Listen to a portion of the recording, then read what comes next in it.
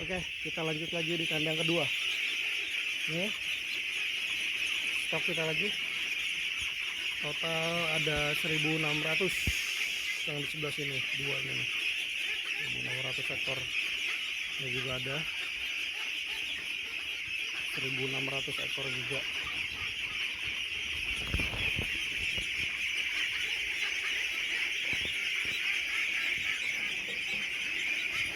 Ini masih ABG, bebek ABG.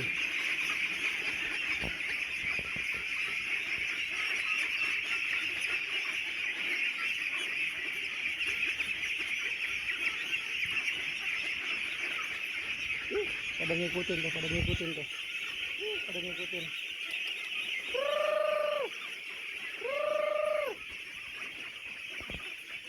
Ini satu angkatan ya, ini 800. Ini 800 ekor, ini 800 ekor. Total 1.600 ekor. Kalau yang ini dijadiin satu nih, nggak disekat nih. Ini 1.600 ekor juga nih. Jadi total di sini ada 3.200 ekor. Tadi di bawah juga ada 3.200 ekor. Ada 6.400 ekor dua kandang. Nanti ada kandang lagi, satu lagi di atas. Itu ada dua kandang lagi. Masing-masing juga 1.600 ekor.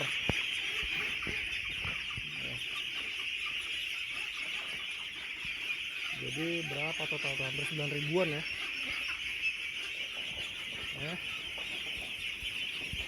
Tuh. Ada ngikutin tuh. Tuh.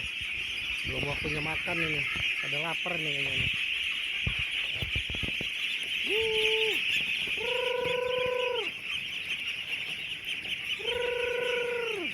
Enak ya ngeliatnya ya.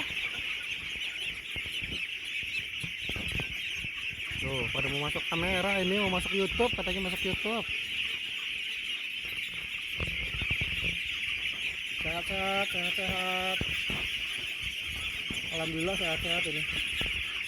Kelihatan dari matanya tuh cerah-cerah. Terus pergerakannya semua lincah. Itu menandakan bebek tuh sehat.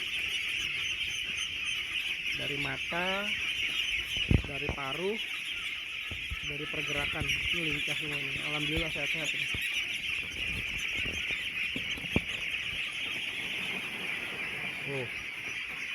Ini beda 1 minggu sama yang ini nih ya. Beda seminggu semua. Stok kita di sini beda seminggu karena kita setiap hari Selasa masuk DOD-nya itu 1.600.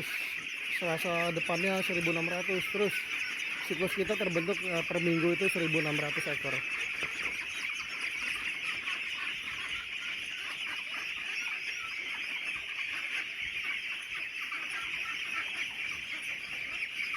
Ya.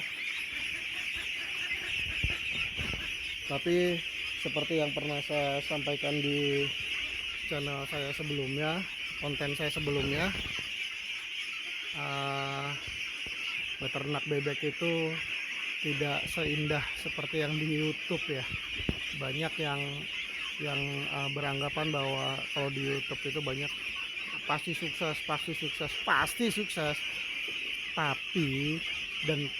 pasti juga ada kendala, ada hambatan.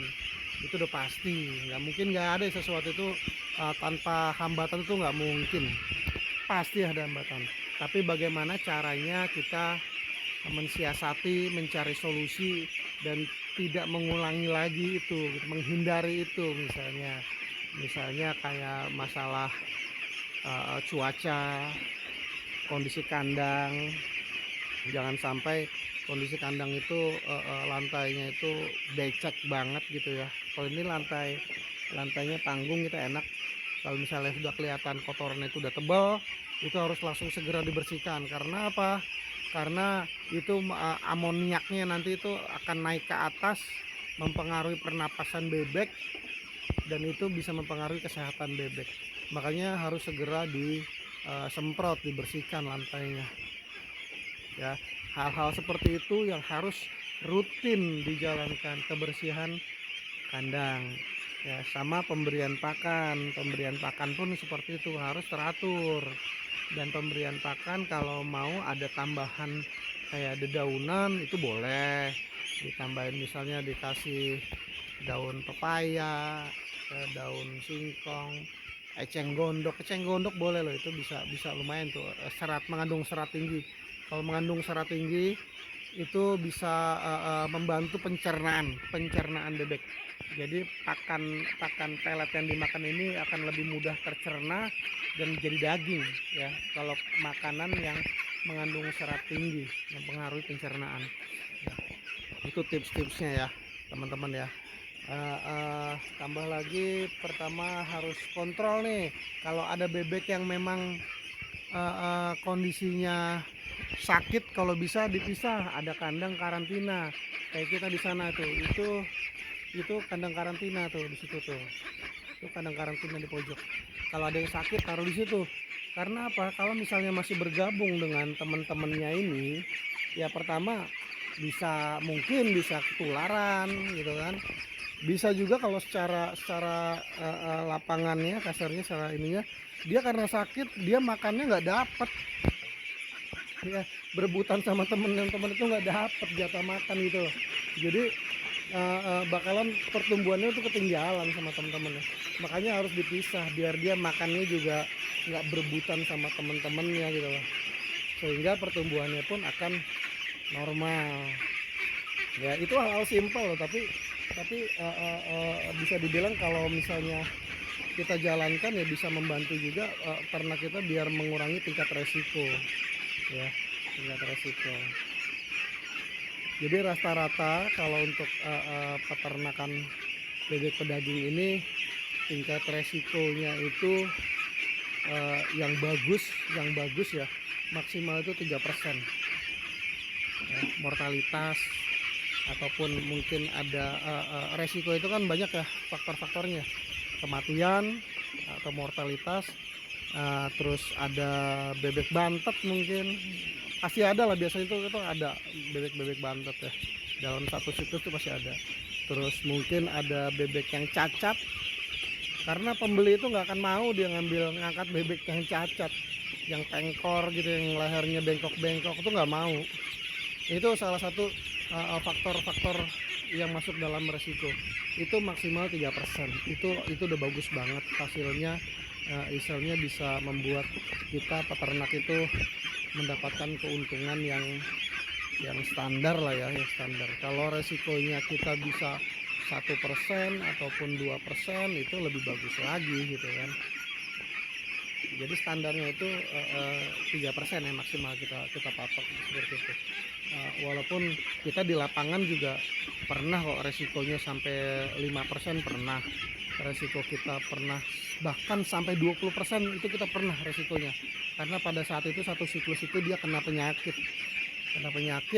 sehingga kita kena lah resiko sekitar 20%. Tapi alhamdulillah kalau secara dari perhitungan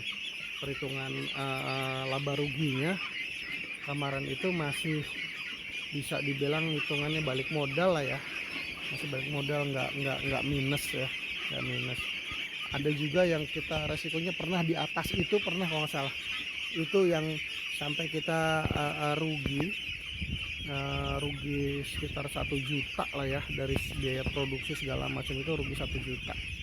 Itu pernah juga, itu yang pernah kandang kita juga kena penyakit, diserang penyakit juga. Jadi penyakit ini teman-teman, makanya dibilang kalau untuk peternakan itu penyakit itu benar-benar harus kita jeli ya. Kalau udah tanda-tanda ada penyakit, kita harus segera antisipasi ya, jangan sampai itu nanti nyebar ke bebek-bebek yang lain gitu ya. Jadi harus segera dicari solusinya. Kalau udah kandang penyakit, baiknya kandangnya dipindah ya, kandangnya dipindah di kandang yang lain. Terus kandang yang tadinya bebek itu kena penyakit langsung dibersihkan, disinfektan, disterilkan, kalau bisa pakai disinfektan yang bagus sekalian ya, biar bisa membunuh kuman-kuman itu. Kalau kita menggunakannya ada 2 jenis. Pertama, disinfektannya itu kita pakai Verukil yang harganya kisaran 200.000 sampai dengan 250.000 per liter. Nah, itu pakai Virukil ya, Virukil. Ada juga untuk alternatif yang harganya di bawah itu antisep. Antisep itu bagus juga disinfektannya buat steril kandang. Itu harganya kurang lebih sekitar antara, karena beda-beda nih ya, antara 180 sampai dengan 200.000 antisep tuh. Ini mohon maaf, bukannya branding produk ya enggak, tapi kita buat sharing ke teman-teman aja disinfektan yang kita pakai apa ya. Oke, nanti kita coba ke kandang kita yang selanjutnya ya. Ini sekian untuk kandang ini, nanti kita coba review di kandang kita yang selanjutnya, kandang ketiga ya. Oke, see you.